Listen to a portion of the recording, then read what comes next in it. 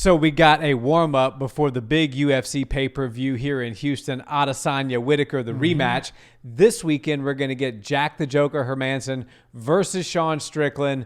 Two guys that are very prolific fighters, very exciting fighters. I'm super pumped for this fight. Yeah, and a great win for either one of these guys could set them up for a potential date with the champ or the new champ, Robert Whitaker, depending on however that fight lays out. Because a lot of times when we're watching these fights take place, there's scheduling conflicts, and the champ might have a contender ready for him, but their schedules are 2 or 3 months off. This one works really well because you would assume the winners of both of these fights will need to take around the same amount of time off, which would put them back in action in the summertime or in the fall time. So this actually could be a bigger fight than it even is going into it, leading up to a really good result.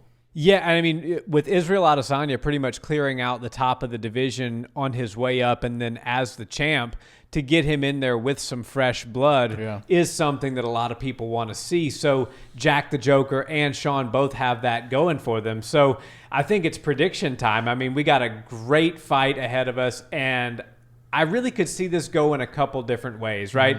Sean Strickland showed us against Uriah Hall that he is really crisp with the boxing and the striking. He's very comfortable being in boxing range. He actually fought out of what's known as the Philly shell for a lot of that fight, had his front hand down, kind of exposing the front of his face, but he was able to maneuver with some good head movement and work a really fast, crisp jab to where that didn't end up biting him in the butt against Hall. And he was able to kind of pick Uriah apart from start to finish and won a very, very clear decision. And then Jack Hermansson, you've got this guy who just embodies this like beast kind of grappler / angry dad strength. Yeah. You referred to him as the guy that is at jiu-jitsu class that you try to avoid getting paired up with by the coach. Yeah. I think that's a great representation of Jack the Joker Hermansson. Sean Strickland's riding a 5-fight win streak here. Jack Hermansson's 50-50 in his last 4 fights, albeit against much better competition. Who do you like in this one? This is a tough one to pick, and I like Sean Strickland because of the win streak, and more so he's just kind of been all over the news lately. And for somebody like Sean Strickland that kind of carries himself the way he does, it's a little bit unheard of. You don't usually see people like him in the headlines all the time, but it's usually for like crazy training footage that gets leaked, or he's out there saying some wild stuff, like he'll do some crazy sort of fight for lots of money and fight Jake Paul.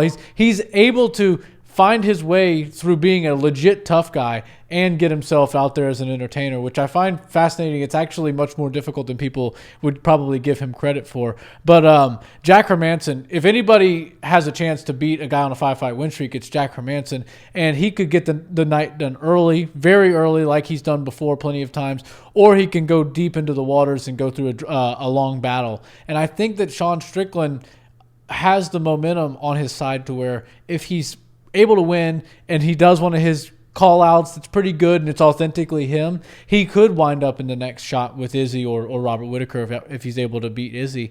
And I also think that if anybody if you ran it by anybody, hey, Jack Hermansson just won against Sean Strickland, he's fighting for the title next, nobody would bat an eye. They wouldn't be like, oh no, he's only 2-2 or now 3-2 in his last 5 fights. I think that he's fought the difficult enough opposition to where he's earned a shot, especially in a division that's already been wiped clean by the champ. Any new bodies, any new fighting styles would be good to see in there with Adesanya. I'd love to see Adesanya versus Hermansson, but I also would really like to see Strickland, and that's why I'm kind of leaning towards Strickland. I think that it's really difficult to get both of these guys out of there, and that's why I'm kind of leaning towards this being a decision, and my gut's telling me Strickland's going to get his hand raised.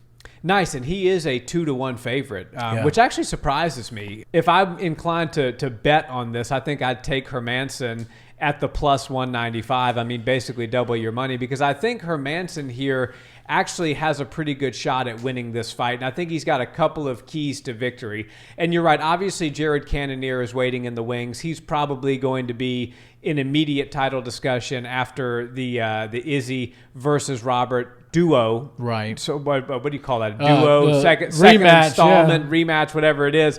Once that shakes out, probably Jared Cannonier's name is going to start to get talked about quite a bit. But the winner of this is certainly going to insert themselves into the conversation. Here's the keys to victory for Hermansson, in my opinion.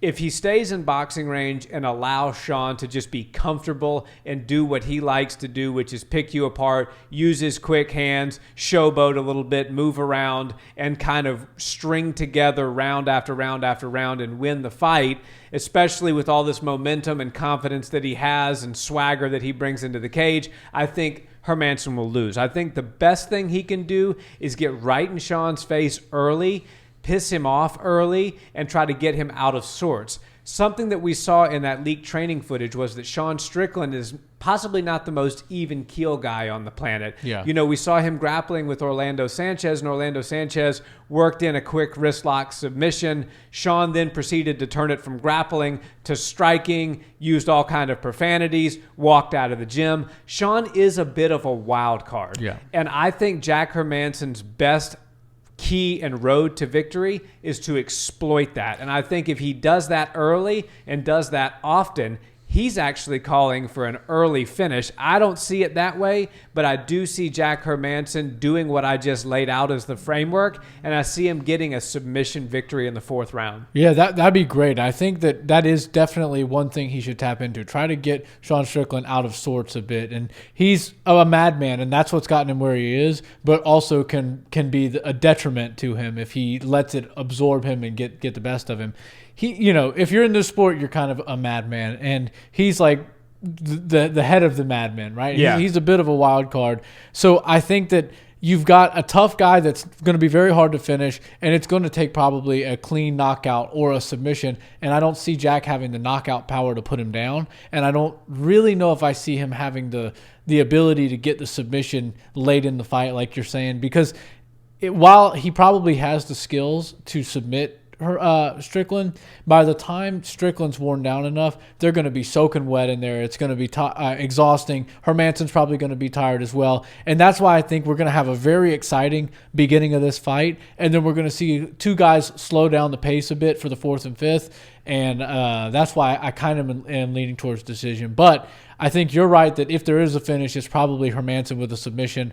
But, man, who knows? This is a fun one. Yeah, this is going to be fun, and very few fighters have come out of seemingly nowhere and propelled themselves to the front of the headlines, etc., quite like Sean Strickland has in the last 6 months or so. I mean, nobody was really talking much about Sean Strickland. Yeah.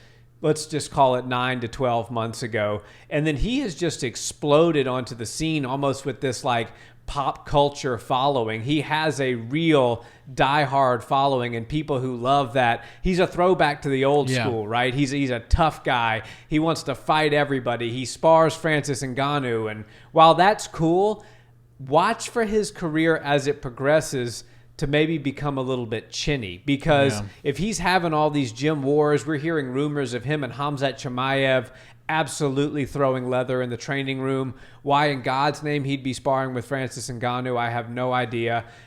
You see him grappling with Orlando Sanchez, who's damn near 400 pounds. I mean, the guy is a risk taker. He reminds me of Cowboy in certain ways. He's a younger version. He's just kind of that wild man. Yeah. And while that's incredibly fun to watch, it doesn't necessarily lend itself to becoming a dominant champion. So watch for his chin to potentially deteriorate if he continues training the way he's training.